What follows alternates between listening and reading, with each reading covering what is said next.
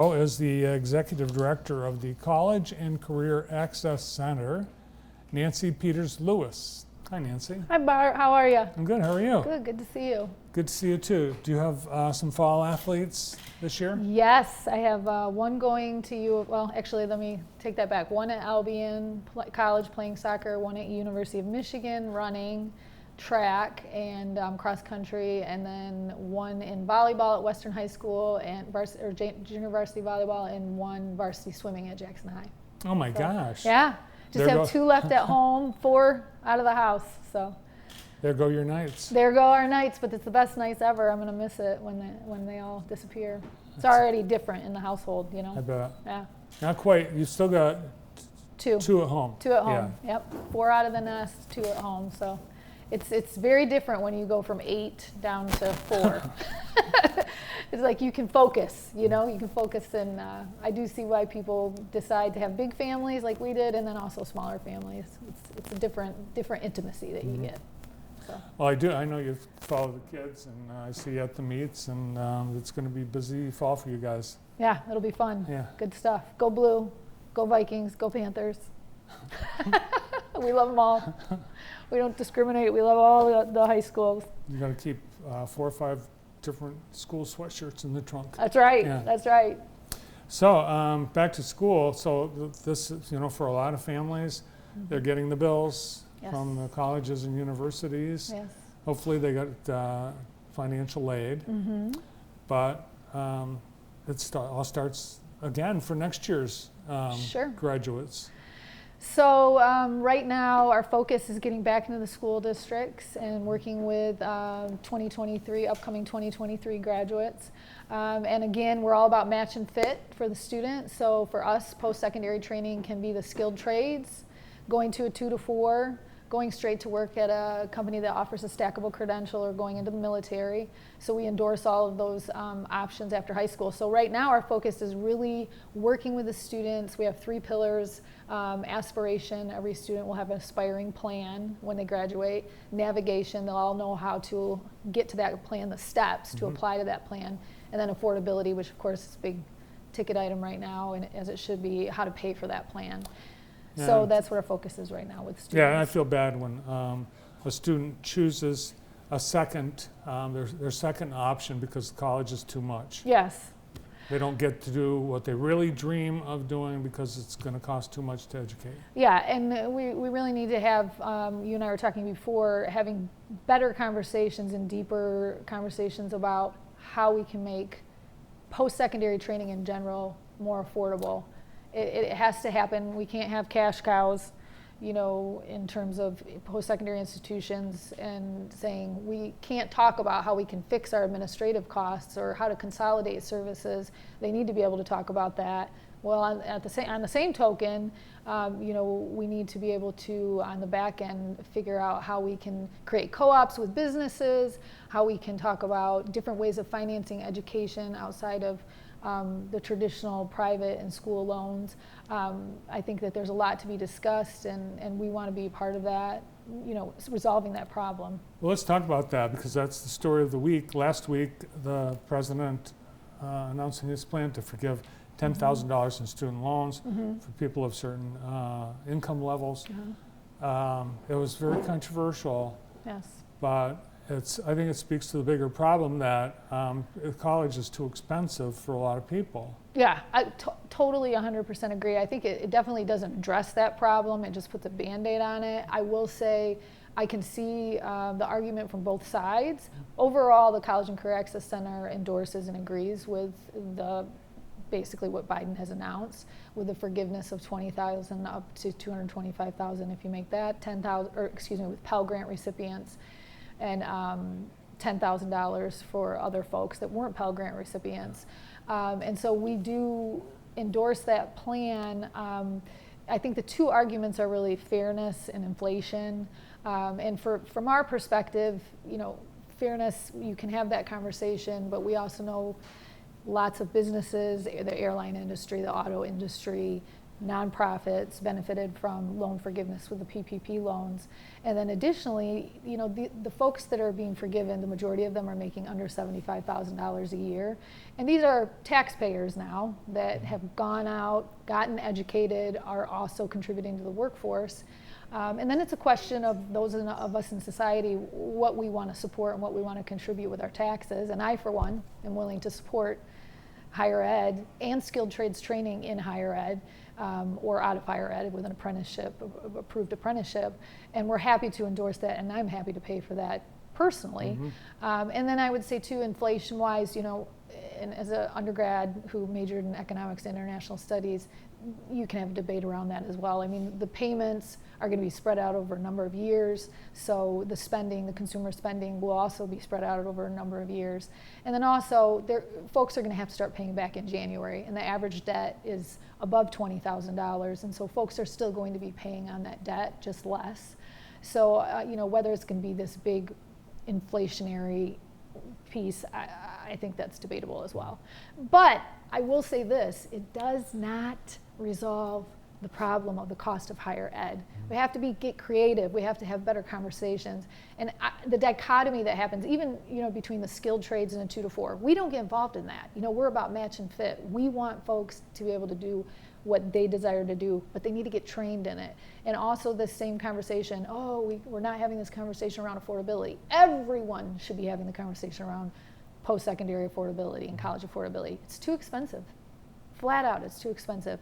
And we believe in it because it's the way to upward mobility. So we all need to sit down and say, what can we do to be creative, consolidate, maybe consolidate athletics, consolidate programming among smaller liberal arts institutions, among public universities. Those are hard conversations to have. And there's some creative presidents, I won't say who, but you know, that are looking at, instead of students taking out loans, alumni paying, once they get a job and a sustainable income, paying back or paying forward, however you want to look at it, to students who are actually enrolled, paying for their tuition. So instead of taking out loans, they're doing backwards mapping, which is a great idea. Yeah, how about that? Yeah. And the Big Ten is going to get $7 billion from CBS and Fox, and the money that's not going to reduce the cost of college for anyone. Right. All right, let's talk about summer. But we believe in it. Yes. Summer was a busy time. You had, that's your summer melt season. What is summer melt?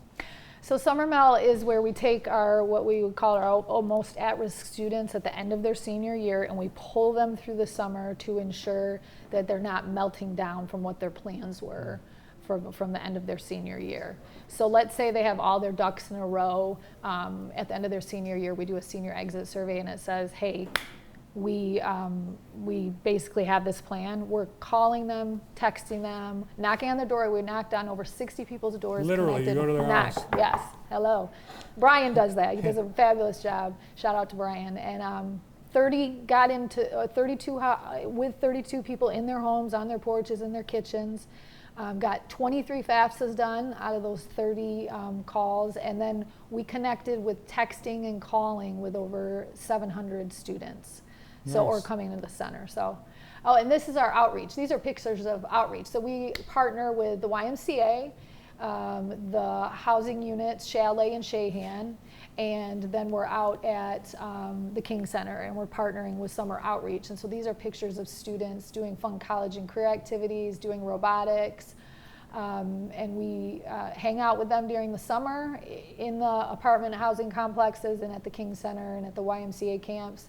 And we just provide fun college and career activities. We know that engineering, technology, and healthcare, those are our biggest pathways, highest demand fields. So those are the pathways we're really trying to develop with students.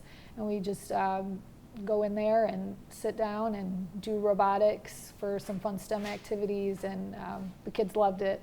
And our team is amazing.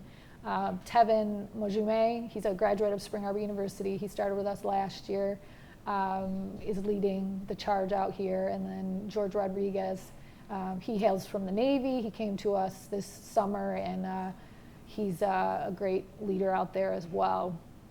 So these are just the kids learning, having fun, and we're happy to be able to partner to be able to do that with YMCA, the King Center, and the housing units here, Housing Commission.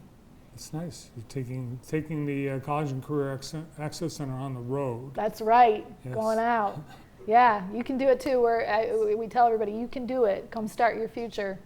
And I should say a plug about Michigan Reconnect for folks that are 25 or older. Right now, they can get free community college tuition if you're 25 or older, if you want to return to get your degree. There's money out there. There are, as Nancy and her team can tell you, a lot of resources, grants, loans, Yes. and a lot of money doesn't get. I know there's a local student loan fund that does not give a fraction of what they could give. Yes, the John George Student Loan Fund, you can get $6,000 a year for undergrad and grad, up to $24,000 at 2% interest rate, which is amazing compared to federal loans. We endorse that, promote that, and if you want to find out more, you can come down to the center and we can support you with that application. Yeah, they've got $32 million that they're sitting on, so it's for student loans. It's for student loans. Yeah. John George is a good man. Tap All right. into it. So the fall school's underway, so you're getting ready to, like FAFSA. Explain FAFSA. What's the FAFSA? So FAFSA stands for Free Application for Federal Student Aid. You really don't need to worry about that. Basically how we explain it, it's a picture of the family's basically financial picture. It's shot up in the student aid world, up in the sky, and then they shoot it down to the college that you're interested in going to, and it allows you to get a financial aid package. So it allows you to tap into grants, which are funds that you don't have to pay back, little over $6,500 in grants, and then also be eligible for loans. So it really allows you to, the student, to tap into what will allow the student to fund post-secondary education. So you have a fun fall event, a FAFSA event, Yes. Saturday, October 15th, and that's for people in the class of 20. It can be anyone. Anyone. Focus is on the class of 2023, but Okay. anyone can come down and have fun, eat, barbecue, prizes, get your FAFSA done. It's a great event, great day. Each month you have a special workshop on a different topic. The next one is September 21st. It's called College and Career Action Plan. Yes. And what do you do there? So what that does is it lays out the timeline for what you should be doing your senior year, when, and then all of the steps. So we include what we call the 4 seasons, so application time, financial aid FAFSA time, scholarship time, and then making a decision. And under each of those areas, we have consultations that we provide, but it really allows the parent and the student, or the family, the guardian, to come in and say, this is what I should be doing when. Fantastic. Thanks to you and all your staff at the College and Career Access Center. Thank you. It's an amazing team. Come out and we'll serve you.